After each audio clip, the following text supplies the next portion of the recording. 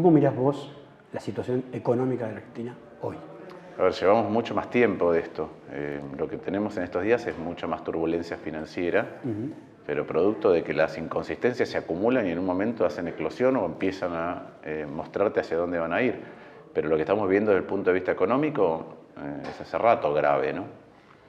Tanto por los desequilibrios como por el impacto en la vida cotidiana. Cuando vos tenés 5% de inflación por mes, tu salario el mes siguiente vale 5% menos, esa es la verdad. Y cuando tenés una inflación de este ritmo, no sabés cuánto valen las cosas cuando las vas a comprar. Y cuando tenés una inflación que te erosiona tu poder adquisitivo, cada vez que los argentinos perdemos 1% de poder adquisitivo, hay 230.000 pobres nuevos. Y cuando vos entrás en la categoría de la pobreza, quiere decir que estás optando todo el tiempo. No te alcanza, no te alcanza. No es que no te alcanza para comer, esos son indigentes, pero al 40% de la población no le alcanza para algo. Quiere decir que si te tiene que comprar un nuevo par de zapatillas a los chicos, entonces no le alcanza para tomar el transporte. O si tiene que comprar un medicamento, no le alcanza para vestirlo o para comer. Y eso es lo que viene pasando hace un tiempo largo. ¿Qué es lo que pasó ahora? Que eso, que ya se venía manifestando en términos de la incomodidad y la frustración y la falta de perspectiva cotidiana que eso te brinda, se manifiesta en mayor incertidumbre. Y esa mayor incertidumbre financiera agrava la situación, entre otras cosas, porque va a generar, después de la suba del dólar, otra vez una nueva ronda de inflación. Ahora, el dólar se está yendo por las nubes. Hoy habló un funcionario de gobierno, dice que el mercado del dólar es un mercado del blue, es un mercado chiquitito. ¿Cuántas veces escuchaste ¿Cuántas eso? veces escuchamos esto, no? ¿Por qué siempre los gobiernos dicen el mercado blue es chiquitito, el dólar se va y termina impactando en los precios? Y el gobierno, todo gobierno, cualquiera, tiene el mismo discurso. Sí, es una cantinela repetida. El dólar para un país que tuvo muchas crisis es la manera en que nosotros los argentinos miramos de manera imperfecta para ver si hay algo que está bien o que está mal encaminado. Básicamente eso. Entonces, ¿es cierto que es un mercado chico? Sí, porque poca gente tiene excesos hoy en la Argentina para poder destinarlos al dólar. Pero también es cierto que es un indicador que mira a todo el mundo. Exacto. Todo el mundo, y se comporta y se pone más nervioso con respecto al futuro y toma decisiones en cuanto a los precios a los que vende, las cosas que quiere comprarse adelante, en función de eso. Entonces, por más que sea un mercado chiquito, tiene un impacto enorme. Y el principal impacto que tiene es en la incertidumbre de todos nosotros. Si vos ya tenés, por eso decía, ya viene en curso este proceso donde cada vez me siento más apretado, voy a comprar leche, vale 200 mangos, voy a comprar pan, vale 300 mangos, pero además ya no sé cuánto va a valer el mes que viene, y voy a comprar un par de zapatillas y no sé cuánto vale. Si además de eso, que ya de por sí te genera incertidumbre en tu vida cotidiana, vos ves que hay nubarrones y tormenta eléctrica más adelante, y es lo que percibimos o entendemos a partir de los movimientos del dólar, la incertidumbre es mucho más grande. Ahora, esa incertidumbre y esa inestabilidad, ¿vos creés que se va a trasladar a los precios y va a generar un proceso más grave de la inflación alta que ya tenemos, ¿no? Nosotros tenemos una inflación altísima. Sí. Yo estuve ahora en Irlanda hablando en un panel sobre inflación y vos ves las preocupaciones de ellos y es porque tienen 8 o 9% de inflación. Cuando vos les explicás que vos estás en una inflación del 70% anual, no lo pueden creer. No lo pueden creer. O que 5% es tu tasa de inflación mensual. Cuando vos, los precios reaccionan siempre al dólar en la Argentina por esto que acabamos de decir, porque es, ¿cómo voy a reponer la mercadería que tengo? Entonces la cobro un poco más porque si va a venir con aumentos la que viene por la suba del dólar, y eso es una dinámica que genera inercia inflacionaria, pero además las medidas que toma el gobierno en esta suerte de ducha de los 3 chiflados, donde se van cerrando, ¿no? Como ese capítulo donde ponen un caño para tapar un agujero y otro caño, y después terminan encerrados adentro de la ducha. Entonces ahora, producto de a dónde llegaste en la escasez de divisas, en los controles de cambios, ahora estás restringiendo importaciones. Bueno, cuando vos restringís importaciones, hay productos que no van a entrar o que los va a comprar el importador de antes con un dólar más caro. Ahora tu perspectiva como economista y como una persona que conoce el tema es que se pueda esperalizar y que se pueda atravesar un proceso hiperinflacionario, ¿o crees que todavía la situación no llega a ese punto? Los procesos inflacionarios tienen dos condimentos que están muy atados el uno con el otro en general. Uno, en el caso de la Argentina, necesitas una inflación en curso muy alta, como la que tenemos hoy, pero después una disparada del dólar y una dilución del poder político. Entonces vos decís, ¿puede ocurrir en Argentina? Y sí, porque cuando ves que a Cristina no le importa nada, con tal de salvaguardar sus intereses, no le importa que lo que le pasa a la Argentina, entonces, bueno, hay un riesgo. Pero yo vuelvo a esto de la charla en la que participé de niveles de inflación. Un nivel de inflación razonable es un nivel de suba de precios que vos no tomás en cuenta cuando tomás tus decisiones cotidianas. Si la inflación es 2, 3%, bueno, así, bueno, a ver, el mes que viene. Ya nosotros estamos en un nivel de inflación que ya te afecta en el proceso de toma de decisiones de tu vida cotidiana. ¿Cuánta plata tenés en la caja de ahorro? ¿Viste? Si ¿la gasto ahora o no la gasto ahora? Porque mañana es más cara. Todo lo que vaya a comprar el mes que viene me va a costar 5% más o más de 5% más. Entonces, es un nivel de inflación que te afecta tus decisiones en la vida cotidiana. En el momento en que te desordenan totalmente la vida cotidiana, eso es una hiperinflación. Entonces yo creo que a ese punto, de ese punto todavía estamos muy lejos, pero depende otra vez de la dinámica del gobierno en los próximos meses. Sobre ese punto después vamos a hablar sobre el tema de la política y cómo eso termina afectando a la economía. Pero quería proponerte, habiendo tenido un rol importante y habiendo ocupado ese ministerio, no sé si consejo, pero sí qué idea le transmitirías vos a Guzmán en un momento de extrema tensión política, con un problema grave por delante, como puede ser el tema de la inflación, pero también el tema del financiamiento. ¿En qué tiene que pensar cuando toma decisiones y cuando diseña políticas? No, tiene que pensar en cuánto poder político tiene para implementarlas. Tiene que saber cuál es el rumbo en el que quiere caminar y después cuánto poder político tiene para implementarlas. Y si no tiene poder político para implementar las cosas en las que cree, entonces no tiene margen para corregir las cosas que ve que están mal. Ese es el estado de situación en el que me parece que está el ministro hoy en día, pero el gobierno hoy en día, el propio presidente y la propia vicepresidente, desordenando la vida cotidianamente de todos nosotros. Y ahora sobre esa cuestión, sobre la cuestión política, ¿qué pensás que está pasando? ¿Qué es lo que está ocurriendo entre Alberto y Cristina para que, como vos dijiste, Cristina esté emputeciéndole la vida a los argentinos? A mí la verdad no me interesa mucho qué es lo que pasa entre ellos.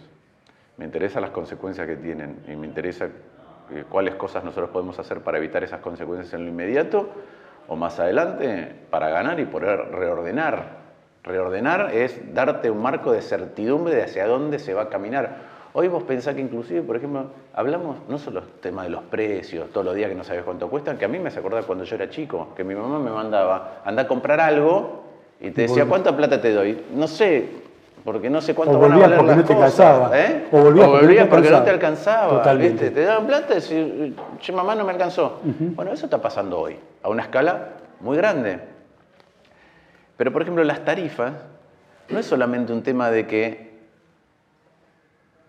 no saben, es decir, hacen un anuncio, pero nadie sabe lo que va a pagar el mes que viene.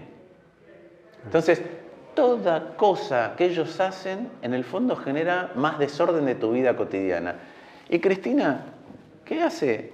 No tiene ningún prurito, no tiene ningún resquemor, no tiene ninguna vergüenza en desordenar todo, el gobierno, el Estado, la vida cotidiana, con tal de salvaguardar aquellas cosas que a ella le interesan. Punto, eso es lo que está haciendo.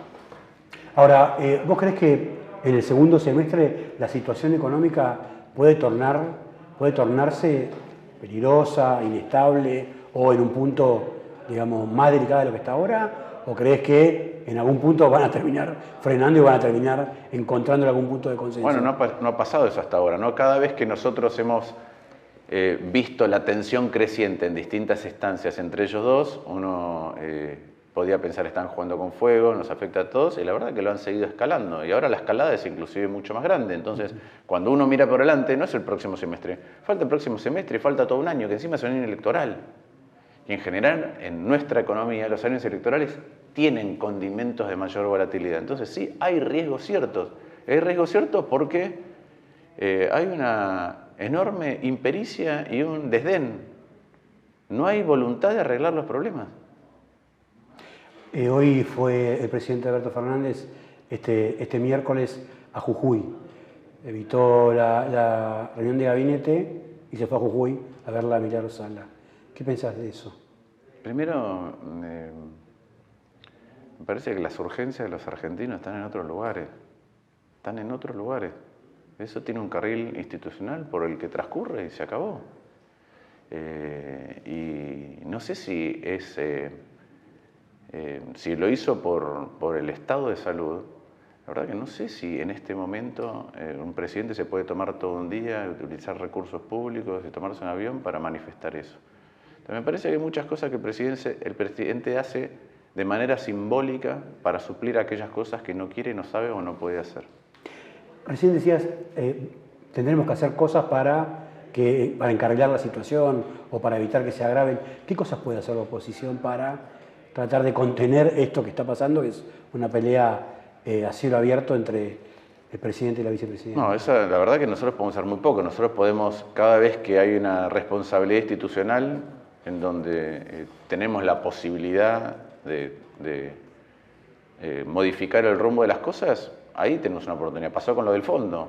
La vicepresidenta prefería un default con todo el costo que eso iba a tener para la Argentina, ¿no? En pobreza inmediata, ahí sí un riesgo clarísimo de una escalada muy abrupta del dólar y pasaron a hiper. No le importó, bueno, ahí nosotros tuvimos la responsabilidad de evitar que eso ocurriera. A veces ahora es oponiéndose a la reforma de la Corte Suprema, antes fue la reforma de la justicia, o frenar el cambio en la manera en que se elige el procurador. Esas son las cosas que podemos hacer desde nuestro rol como oposición. Después hay otra cosa que hacemos, y es, nosotros estamos acá en esta oficina, hay un montón de gente trabajando en los planes a futuro, ¿no? En educación, obviamente en economía, en infraestructura, en salud, en innovación tecnológica dentro del Estado para hacerlo mejor, en los marcos de normativa laboral, en justicia. Ahora, es muy sintomático que cada 2 por 3 el gobierno está planteando que la culpa básicamente es primero de Macri y segundo es de la oposición que planteó que no se iba a pagar un bono o que no se iba que si ellos llegan al gobierno no iban a pagar o iban a hacer un reperfilamiento. ¿Qué pensás de esa actitud que siempre tiene el gobierno de decir, bueno, al final o la culpa de Macri o la culpa de la oposición? Bueno, primero que ya pasaron 2 años y medio, ¿sí? Pero en segundo lugar que, por ejemplo, con el tema de la deuda, el ministro ya reestructuró los bonos con el sector privado, con los acreedores, prometiendo o vendiendo una reestructuración el propio presidente. El oficialismo que ahora lo critica, o el oficialismo en el Senado, el cristinismo que ahora critica al ministro, antes presentó al ministro como que había hecho una de las mejores renegociaciones de la historia. Y la verdad es que esa renegociación generó un alivio, sí, pero transitorio, porque después no hay acceso al crédito. Es decir, hoy Argentina paga 28% de tasa de interés en dólares. ¿Cuál fue la resolución de la crisis de deuda o de la espada de Damocles de la deuda? ¿Qué nos alivió a los argentinos? Nada, esa es la verdad. No modificó nada. Y lo mismo, una negociación que fue muy laxa, que generó un paraguas con el Fondo Monetario, pero hoy ya estamos diciendo que no condujo a nada y que otra vez, a pesar de haber tenido margen y espacio para trabajar en corregir cosas que no importa, ni siquiera hacía falta el acuerdo con el fondo para saber que necesitábamos reducir el déficit, acumular reservas y financiar distinto el tesoro, es decir, no emitir tanta plata. No hace falta que nadie nos lo diga, lo sabemos todos los argentinos. Y aún así estamos en esta situación de descalabro. Entonces, es raro que digan, si hicieron tan bien las cosas, si la negociación con el fondo fue tan buena, si la reestructuración con los acreedores fue tan buena, todo es tan débil y frágil. Es ridículo ese argumento. Ahora Guzmán renegoció la deuda de los privados con el resultado que vos comentabas, renegoció con el Fondo Monetario con el resultado que estamos viendo. ¿Tiene algo positivo de la gestión de Guzmán, de que asumió hasta el día de hoy? Es difícil encontrarle. Yo creo que él como ministro trata de ordenar ciertas cosas, pero evidentemente no tiene peso político para poder ordenar esas cuestiones que propone.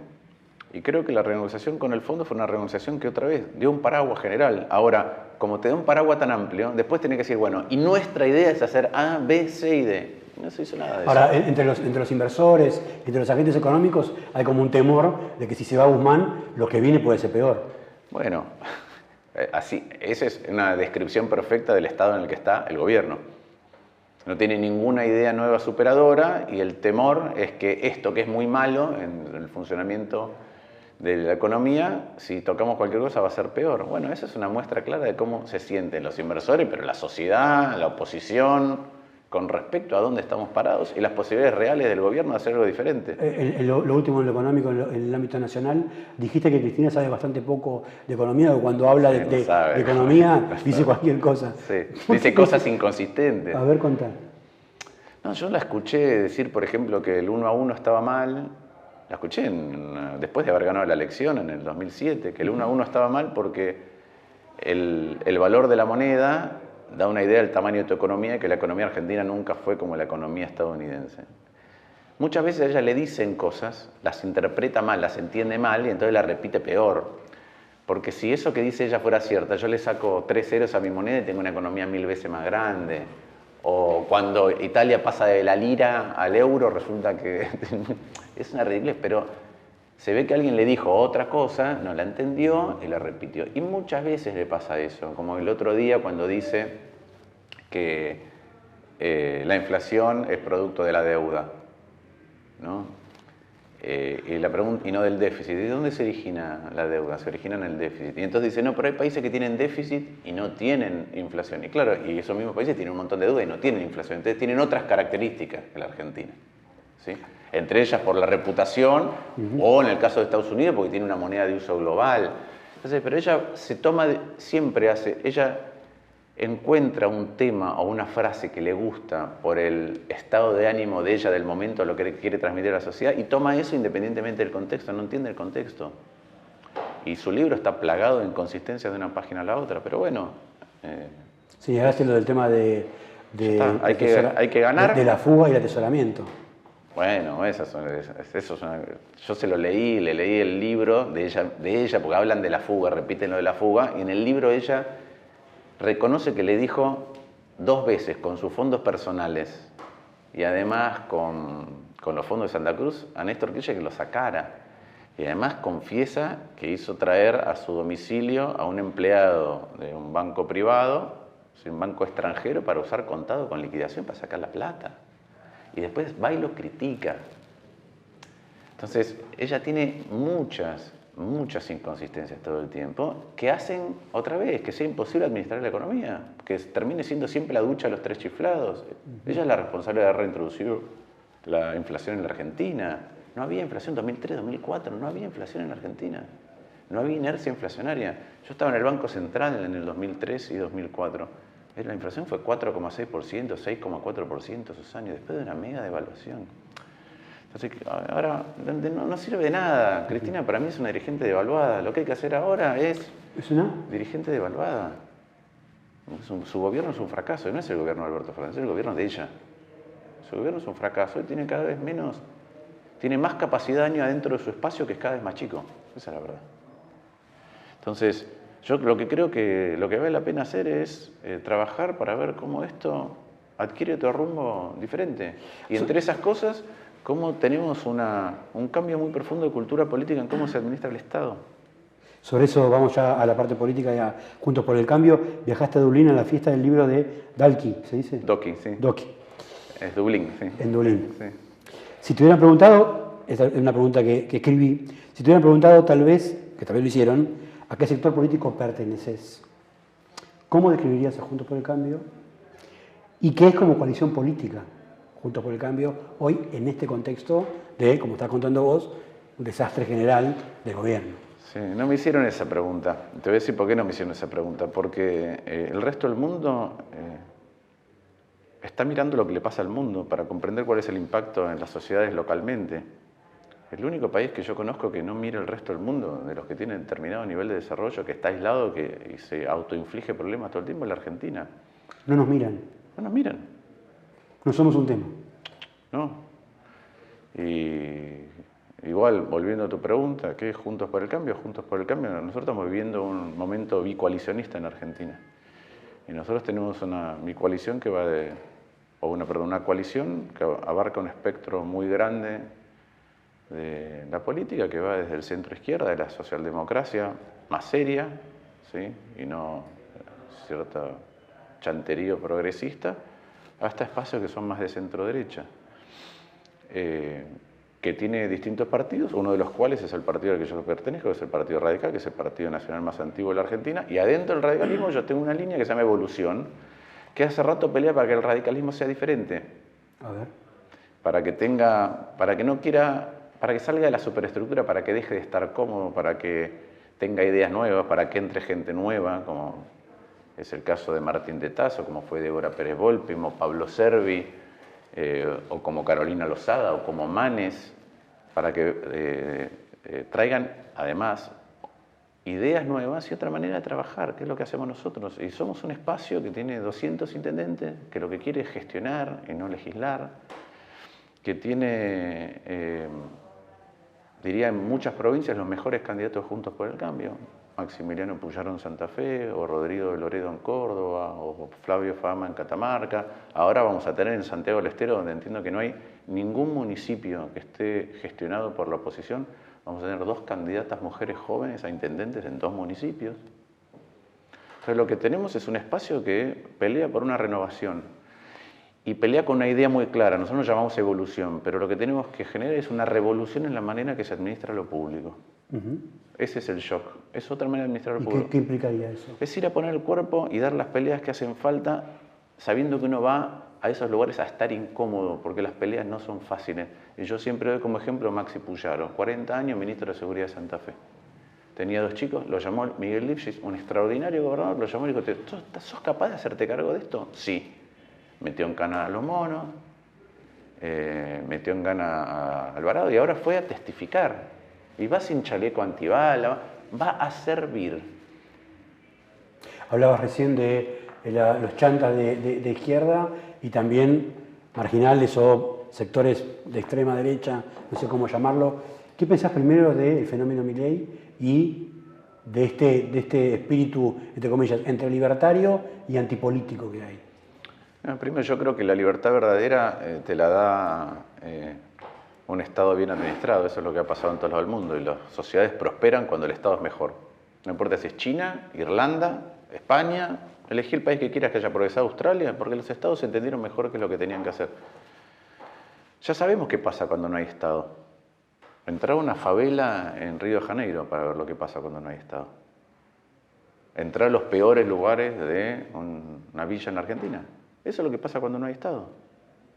Entonces el Estado te tiene que dar un piso para poder tener libertad. Libertad para producir, si el Estado es ordenado, y libertad en términos de que te dé las cosas fundamentales para vos saber a dónde vas. El otro día estuvimos en el barrio Richardelli y estábamos en un emprendimiento que se llama Sabores y Saberes. Que son mujeres de distintas colectividades que se juntan y cocinan y se ayudan mutuamente. Cuando estábamos ahí hablando, apareció una chica que se llama Belén. No me acuerdo el apellido. ¿Vos te acordás, Mati? No lo sé. Belén. ¿Puedo decir algo? Sí. Hay mucha discriminación contra nosotros los jóvenes villeros. Entonces, a ver, contá más. Y ella dice, yo fui a la escuela acá, mis padres vinieron de afuera, si no me equivoco, de Perú, y yo me tuve que buscar, yo me encontré sola cómo hacer un intercambio y me fui 2 años a una escuela en Armenia. Y después encontré otra organización internacional y ahora estoy estudiando en Chicago, en un colegio, en un college, en un nivel terciario universitario en Chicago, estoy estudiando Economía y Relaciones Internacionales. Y acá nadie me dio nada, me lo tuve que buscar afuera. Yo digo, ese espíritu de superación emprendedor de ella, obviamente es excepcional, pero la pregunta es, producto de que nuestro Estado no sabe darte las cosas, ¿cuántas otras Belén hay que no llegan hasta, che, me voy a buscar lo que nadie me da acá afuera? ¿Cuántas otras hay dando vuelta? Bueno, eso es lo que se pierde un Estado que no se organiza para aprovechar lo que genera riqueza. ¿Pero es una lucha contra el Estado o es una lucha contra la política o contra los políticos? ¿O un rechazo contra la política de los políticos? Mira, como yo siento que peleo todo el tiempo contra la mala política, a mí eso no me asusta. Yo creo que la mala política desordena al Estado. Y la mala política acumulada mucho tiempo destroza el Estado. Y tenemos que pelear por buena política. Y nosotros en Evolución hacemos eso. Mirá cómo los candidatos nuestros que gestionan. Yo ayer sábado estuve en La Paz. El intendente de La Paz es un chico que tiene 32 años, menos, 30 años. Venado Tuerto, Leo Chiarella, Santa Fe. 30 años. ¿Cree que administran de otra manera. Marco que... Ferrer, en Río Tercero, hay otra generación. Y a la generación anterior yo le tengo en lo personal, porque por ejemplo, muchas veces me toca interactuar con la generación radical alfonsinista. Yo le estoy agradecido porque nos legaron a nosotros algo que no tenía precio. Yo empecé el secundario nacional de Buenos Aires el primer año del gobierno de Alfonsín. Ahora, también hay momentos que digo, gracias, lo hicieron con un montón de dificultades, lograron legarnos esto. Bueno, nosotros estamos para hacernos cargo. Hay toda una generación, y no solo en la política. Pasa, bueno, pasa en los medios, pasa en las empresas, pasa en el mundo sindical, pasa en la academia. Pero en todos lados hay como un aferrarse y no querer soltar, ¿no? Pero este es un país donde a mí me dicen que soy joven, yo tengo 51 años. ¿Sí? Yo miro y digo, Jacinta Ardern en Nueva Zelanda, ¿cuántos años tiene? Claro. Y Felipe González, cuando fue presidente, ¿cuántos años tenía? Boric. Y Clinton. Boric. Y Boric. Y Obama. Entonces, acá hay un tema de que hay una política que quiere aferrarse no para intentar transformar. Es como que ya tiraron el guante, pero dicen, no sé qué hacer. Bueno. Hace poquito un dirigente del PRO, que no viene a cuento quién fue, dijo que a Macri habría que darle una segunda oportunidad. Que hubiese estado bueno que la sociedad entendiera que había que darle una oportunidad más y que nos hubiésemos evitado este gobierno. ¿Qué pensás de esa idea? ¿Macri merece una segunda oportunidad? ¿O? Yo creo que Juntos por el Cambio merece una segunda oportunidad. A ver. Creo que Juntos por el Cambio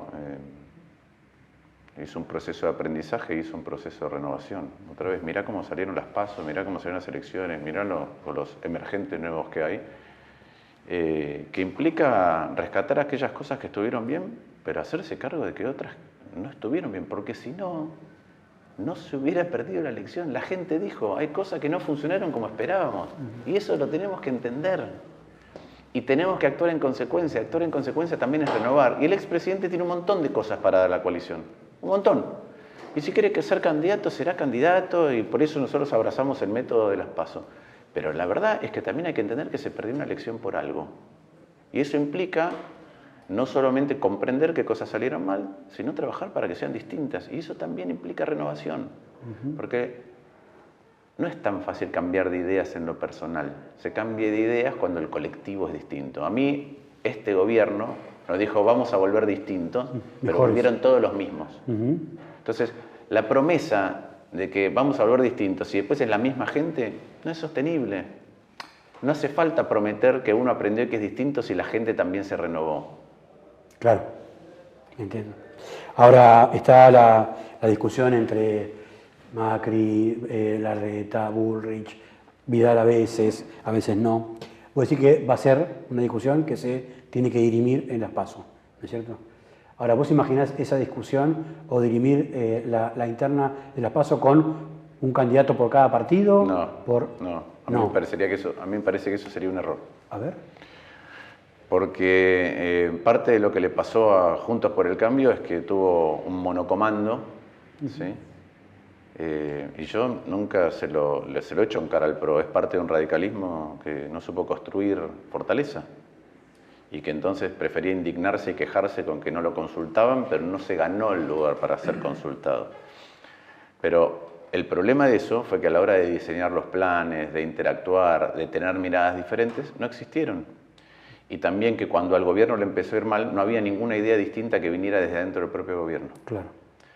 Entonces yo creo que ahora, además teniendo en cuenta lo que viene y de lo que hay que hacerse cargo, es necesario que las fórmulas sean cruzadas. Uno del PRO con un radical y un radical con uno del PRO. ¿Por qué? Porque eso te fuerza antes a tener una discusión entre los partidos acerca de lo que queremos llevar adelante. Y en segundo lugar, porque te da más masa crítica y volumen para abordar las cosas que en la Argentina desde el día 1 van a ser difíciles. Si te va bien, van a haber nuevos desafíos. Y necesitas la capacidad, el dinamismo para entender esos nuevos desafíos si te va bien. Y si en algún momento te va mal, tenés que encontrar el rumbo para ver cómo lo corregís.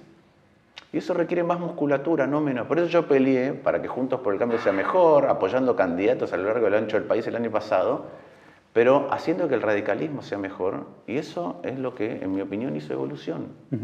Trajo gente nueva, potenció gente que estaba tapada y trajo ideas nuevas.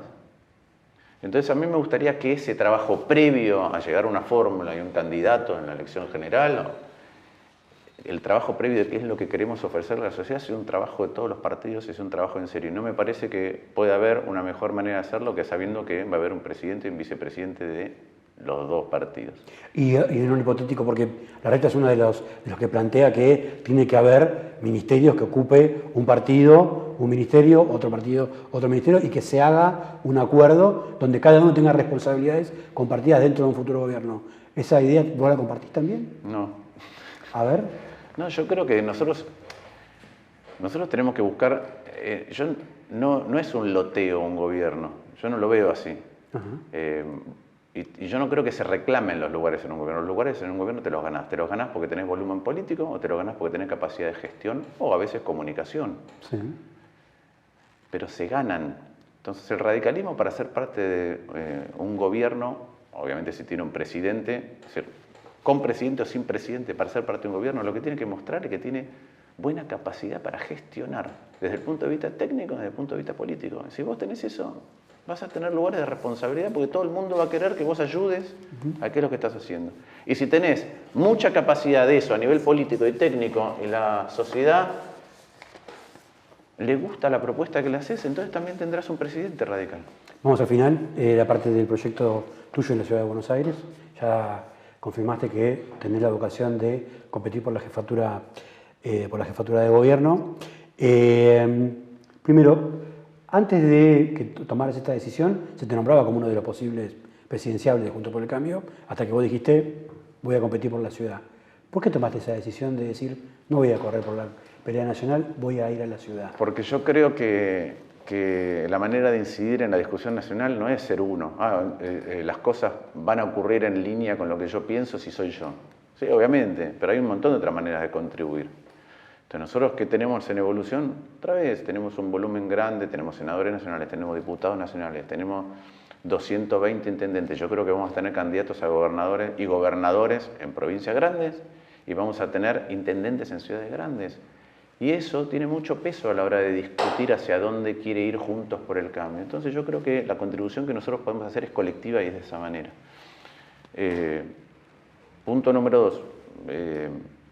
Eso con respecto a la incidencia nacional. Yo creo que el jefe de gobierno también tiene un rol en una coalición para debatir el futuro de la coalición a nivel nacional.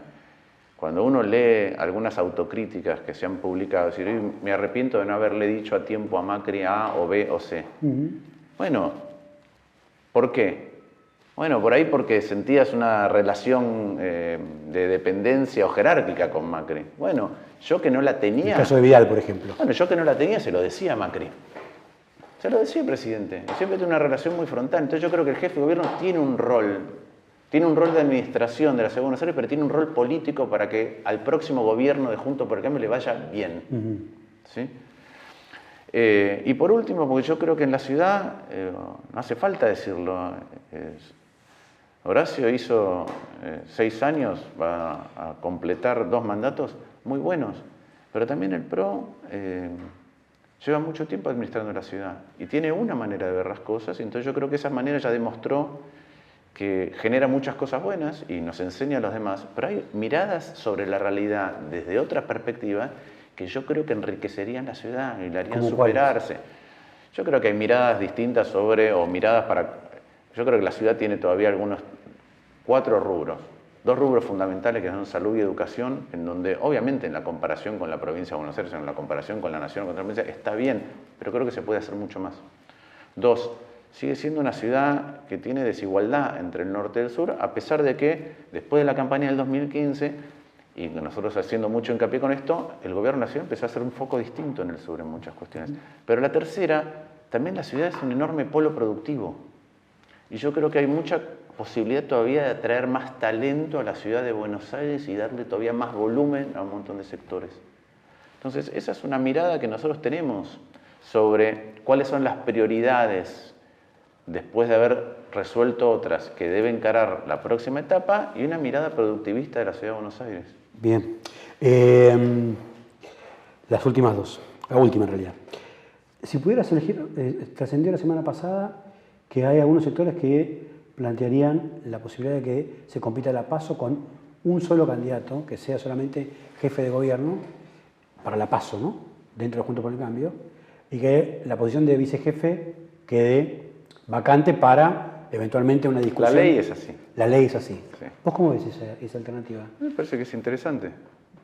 Y Porque lo que queremos es que Juntos por el Cambio haga la mejor elección en la ciudad para que además ponga el próximo presidente. Entonces lo que queremos es tener una mayor cantidad de votos. Si vos vas a unas PASO y hay un candidato a jefe de gobierno que pierde, pero que le va muy bien, bueno, lo que querés potenciar más la fórmula y querés potenciar más el futuro gobierno. A mí me parece que eso está bien. ¿Habría que desdoblar o habría que tener una elección unificada? No lo sé. Muy lejos. No sé, falta mucho. Y ya con esto terminamos. Hubo mucha crítica a Melconian por la reunión que tuvo con Cristina. Primero, si fueras convocado por Cristina para hablar de economía, ¿irías? Y segundo, ¿qué te parecieron esas críticas a Carlos Melconian? Primero, apenas arrancó el gobierno, yo fui vicepresidente del Senado, nunca pude tener una reunión con Cristina, ni siquiera cuando teníamos que ordenar cómo funcionar en pandemia. Así que, ¿ahora iría? La respuesta es no. No irías. No. Segundo, a mí me parece que Melconian, desde la perspectiva personal de él, está bien que él vaya a tratar de entender. Él está en una fundación, está tratando de ver cómo incide en el debate público, y fue a ver a la vicepresidenta de la Nación. Yo calculo que si lo hubiera convocado el presidente, hubiera ido. A mí me parece que Cristina no lo hace por eso. A mí me parece que Cristina lo hace para mostrar que habla con todos, menos con Guzmán. ¿Con qué objetivo? Para mostrar que soy capaz de interactuar y de comprender y de tener conversaciones inclusive desde las diferencias con un montón de sectores, y eligió quizá el economista más cercano a Macri, con tal de mostrar que con Guzmán ya no tiene nada que hablar.